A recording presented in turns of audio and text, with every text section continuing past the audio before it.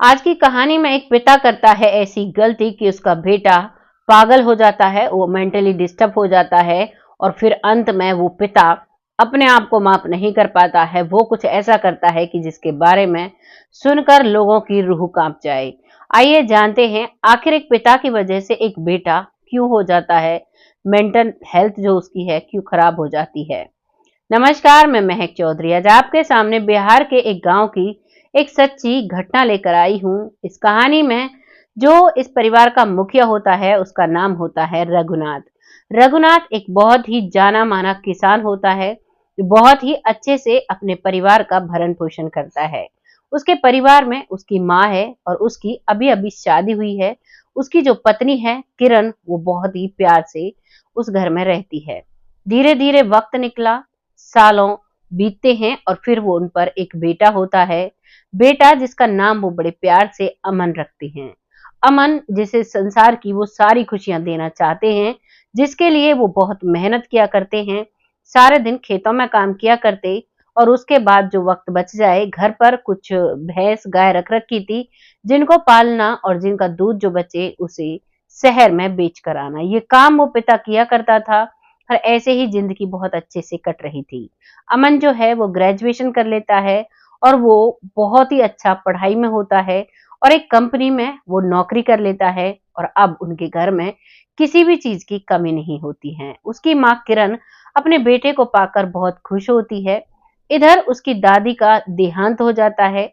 जब उसकी दादी का देहांत होता है तो सभी लोग इधर उधर से आते हैं, क्योंकि जो अमन की दादी है वो अपने करीबन 100 साल की उम्र में वो इस दुनिया से गई है। तो अक्सर घरों में जब 100 साल या अच्छी उम्र पर लोग इस दुनिया से जाते हैं तो ज्यादा शोक का माहौल नहीं रहा करता है। एक आदमी का जाने का दुख तो होता है, लेकिन ज्यादातर लोग फंक्शन किया करते हैं तो उस बुजुर्ग महिला का दिन होता है, यानी कि रघुनाथ की माताजी का और अमन की दादी माँ का इसका दिन होता है। बहुत सारी रिश्तेदारियों में से लोग आते हैं। घर परिवार अभी सभी की आवादानी कर रहा है और तभी रिश्तेदारी में से एक लड़की जिसका नाम होता है सिया, सिया नाम की लड़की आती है और उसे देखते ही जो अमन है वो पसंद कर लेता है, लेकिन वो किसी से कहता नहीं है। इधर सिया भी अमन को पसंद कर लेती है और इधर अब वो सब अपने घर चले जाते हैं और अमन के घर पर फंक्शन खत्म हो गया था। कुछ दिन बीतते हैं, अमन अपनी नौकरी को बहुत अच्छे से कर रहा है और अब अमन की शादी की बात घर में चलती है। किरण कहती हैं कि मैं तो पहले ही कह रही थी, अगर माँ जी के सामने अमन की शादी हो जाती तो वो भी अपनी पोत बहू को देख लेती और उन्हें भी एक बहुत अच्छा महसूस होता। लेकिन उस समय इसने शादी के लिए मना कर दिया। अब इसकी शादी की उम्र हो रही है, क्यों ना इसकी शादी कर दी जाए। तो रघुनाथ कहता है बिल्कुल सही कह रही हो, बेटे की शादी तो करनी है, तभी तो हमारा वंश आगे चलेगा।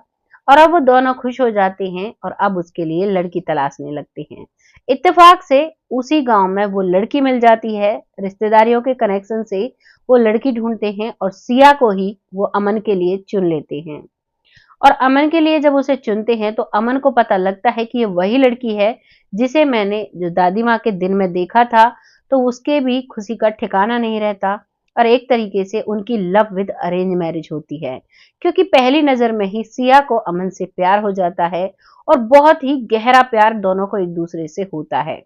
अब धीरे धीरे शादी के लिए मंगनी वगैरह सब कुछ हो चुका था। लड़का एक दूसरे को देख चुके थे, लड़का लड़की दोनों मन ही मन खुश होते हैं कि हमने तो इन दो आपस में एक दूसरे को देखा हुआ था, भगवान ने जो हमने भगवान से चाहा वो हमें दे दिया। अब इसी खुशी मनाते मनाते अब आ जाता है शादी का दिन। शादी होती है, शादी की सारी रस्में बहुत ही धूमधाम से मनाई जाती हैं। बहुत अच्छे से घर में अमन की शादी होती है, क्योंकि इकलौता बेटा जो ठहरा परिवार का, और अब उसकी शादी होती है। और वैसे भी वो परिवार जाना माना परिवार था, सभी उस परिवार की मिसालें दिया करते थे। बहुत ही प्रेम से और आदर भाव से वो परिवार आगे बढ़ रहा था। अब अमन की शादी हो जाती है, घर में बहू आती है सिया। तो वहां पर घूंघट का चलन था, बहू का घूंघट रहता है। ससुर को जो रघुनाथ है उसको नहीं पता बहू सुंदर है या कैसी है। धीरे धीरे वक्त निकल रहा है, अब तक वो उसे अपनी बेटी मानता है और घर में कोई भी दिक्कत परेशानी नहीं है। धीरे धीरे वक्त निकला और एक दिन उसकी बहू अपने आंगन में घूम रही थी, यानी झाड़ू लगा रही थी, और तभी उसका ससुर आ जाता है और वो पर्दा करने में उसे थोड़ी देरी हो जाती है।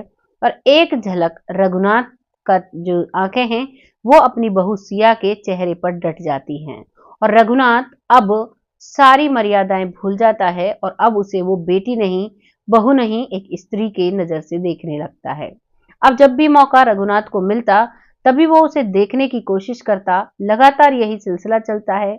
रघुनाथ जो कि बहुत ही इज्जतदार इंसान था, जिसने कभी भी ऐसी चीजों की तरफ ध्यान नहीं दिया, लेकिन अब उसका मन नहीं ठहर पाता है। काफी बार वो अपने मन को समझाने की कोशिश करता है और एक दिन वो अपनी बेटे की बहू सिया के सामने जाकर खड़ा हो जाता है।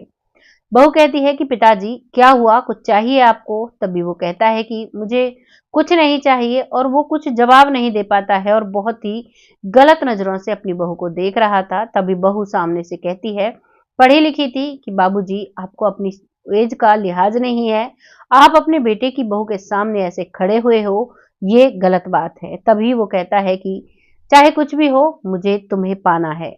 जब एक पिता के मुंह से एक पुत्र वधू ये शब्द सुनती है तो उसे बहुत गुस्सा आता है और वो एक जमकर थप्पड़ खींच देती है अपने ससुर को। ससुर को जोरदार जब थप्पड़ पड़ता है तो ससुर अब लौट जाता है, गांव के बाहर खेतों में काम करने लगता है। लेकिन अब वो जो मन ही मन ठान लेता है कि अगर ये मेरी नहीं हो सकी तो मैं इसे इस दुनिया में नहीं जीने दूंगा। वो ये बात ठान लेता है। शाम को राजी खुशी परिवार रहता है। कई बार जो सिया है वो अपनी सास को इस बात को बताना चाहती है, लेकिन परिवार की मान मर्यादा बनी रहे इसीलिए वो ये बात किसी को नहीं बताती है और इस बात को यहीं खत्म कर देना चाहती है और वो सो जाती है। वो और उसके पति सोए हुए थे। घर में आंगन में बुजुर्ग लोग लेटे हुए थे।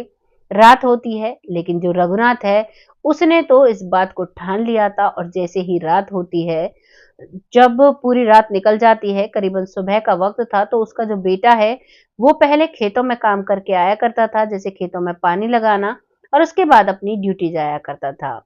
जब उसका बेटा सुबह करीबन 3:30 बजे खेतों की तरफ जाता है तो बहू अकेली कमरे में सोई हुई थी। उसी दौरान वो रघुनाथ जाता है और तकिए से अपने बेटे की बहू का सांस बंद कर देता है। वो वहीं पर अपने आप को बचाने की कोशिश करती है, लेकिन वो अपने आप को नहीं बचा पाती और सिया इस दुनिया से अलविदा कर जाती है।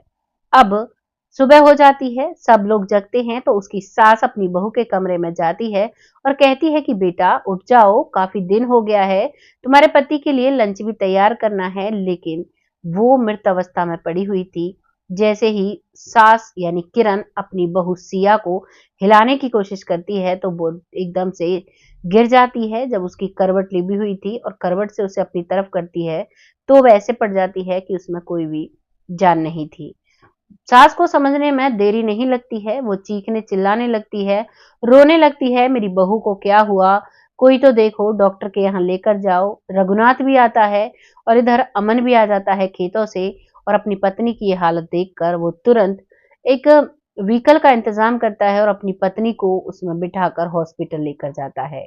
हॉस्पिटल लेकर गया तो वहां पर डॉक्टर्स उसकी पत्नी को मृत घोषित कर देते हैं और वो आंखों में आंसू लिए अपनी पत्नी को लेकर वापस आ जाता है। गांव वालों को जब पता चलता है कि शाम को तो सिया बहुत अच्छी खासी लेटी थी, लेकिन सुबह उसे क्या हुआ, तो सभी कहते हैं हो सकता है कोई अटैक आ गया हो या कुछ भी हुआ हो, और उसका पोस्टमार्टम नहीं कराया जाता है और उसका अंतिम संस्कार कर दिया जाता है। गांव वाले, परिवार वाले सामान्य मौत समझकर उसे भूलने की कोशिश कर रहे थे, लेकिन जो पिता है रघुनाथ, उसने आज तक कोई भी गलत काम नहीं किया था। जीवन का सबसे पहला और सबसे आखिरी गलत काम उसके हाथों से ये हुआ था। गलत नियत उसने अपने बेटे की बहू पर पारी थी, तो इसका उसे बहुत पश्चाताप होता है और गम होता है। इस गम को भुलाने के लिए अब रघुनाथ शराब का सहारा लेता है। वो बेहद शराब पीने लगता है। जब उसका बेटा उसे समझाता है कि बाबूजी, शराब तो आप ही कहते थे सेहत के लिए हानिकारक होती है, तो आप इस शराब को क्यों पीते हो, तो वो उससे कुछ नहीं कहता। लेकिन उसका बेटा बुझा बुझा और उदास रहता है। अपने बेटे के उदास चेहरे को देखकर अब वो अपने आप को रोक नहीं पाता है और एक दिन शाम के समय अपने बेटे को अपने पास बुलाता है और कहता है, बेटा अमन, तुम्हारी बर्बादी का जिम्मेदार मैं हूं, मुझे माफ कर देना। अमन कहता है कि बाबूजी, आपने क्या किया? मेरी किस्मत में मेरी पत्नी का साथ सिर्फ इतने ही दिनों तक का था, तो इसमें आप क्या करते? तभी रघुनाथ सब कुछ सच सच बता देता है। वो बता देता है कि मैंने तुम्हारी पत्नी की तरफ गंदी नजर डाली, उसने मेरा अपमान किया, और उस अपमान का बदला लेने के लिए मैंने रात के अंधेरे में तकिए से उसका गला दबा दिया, उसकी सांसें बंद कर दी, और उसके बाद का वाक्यांश तुम्हें पता है। हो सके तो मुझे माफ कर देना, इस गम को भुलाने के लिए ही मैं दिन रात शराब पिया करता हूँ, और अब मुझे समझ में नहीं आता मैं कैसे इस पाप का प्रायश्चित करूं, मुझे बिल्कुल भी समझ में नहीं आ रहा है। इस बात से उसका बेटा हंसने लगता है, और उसी समय उसका मानसिक संतुलन खराब हो जाता है। वो कहने लगता है, एक शब्द कहता है कि पापा, आपने मेरी जिंदगी बर्बाद कर दी। मुझे जान से प्यारी सिया थी जिसने आपने जिसको मुझसे छीन लिया। और आंखों में आंसू लिए अब वो हंसने लगता है, पागलों जैसी हरकत करने लगता है, अपनी पत्नी की साड़ी पहन लिया करता है, और अपनी पत्नी की तरह श्रृंगार कर लिया करता है। उसकी ये हालत हो जाती है। वो घर के एक कोने में बैठा रहता है। बेबस सी माँ किरण देखती रहती है अपने बेटे को, लेकिन वो कुछ नहीं कर पाती है। इधर पिता जब अपने बेटे की ये हालत देखता है, और अपनी ही वजह से अपनी बहू को उसने इस दुनिया से भेजा था, उस बारे में सोचता है, तो वो भी अब सहन नहीं कर पाता है, और अपने बेटे की इस हालत का जिम्मेदार खुद को मानता है, और अपने आप को खेतों में जाकर एक पेड़ से फंदे से लटका देता है। यहाँ पर रघुनाथ का अंत हो जाता है, और उसके परिवार में अब उसकी बूढ़ी पत्नी रह जाती है, और उसका बेटा जो कि पागल हो चुका था, मेंटली स्टेबल नहीं रहता है, और वो ऐसे कपड़े पहनकर घूमता है। गांव वाले भी, जो छोटे बच्चे हैं, वो अमन पर पत्थर फेंकते हैं। कभी वो अपने घर में चुप बैठ जाता है, कभी कपड़े फाड़ने लगता है, तो कभी वो मिट्टी खाने लगता है, कभी वो गंदी जगह पर ऐसे ही बैठ जाता है। ये आज उसकी हालत है। पिता ने तो अपने आप को पेड़ से लटकाकर इस दुनिया से दूर कर लिया, लेकिन अमन की क्या गलती थी जिसको इतनी बड़ी सजा मिली? उस माँ की क्या गलती थी जिसने नाजों से अपने बेटे को पाला, अपने पति के साथ ईमानदारी से रही, लेकिन वो आज उसके पास न पति का सुख है, न बेटे का सुख है, न बहू का सुख है। आखिर गलती किसकी थी? अपनी राय कमेंट बॉक्स में लिखिएगा। क्या रघुनाथ ने गलत किया, या फिर उसके बेटे ने गलत किया, या उसकी पत्नी ने गलत किया?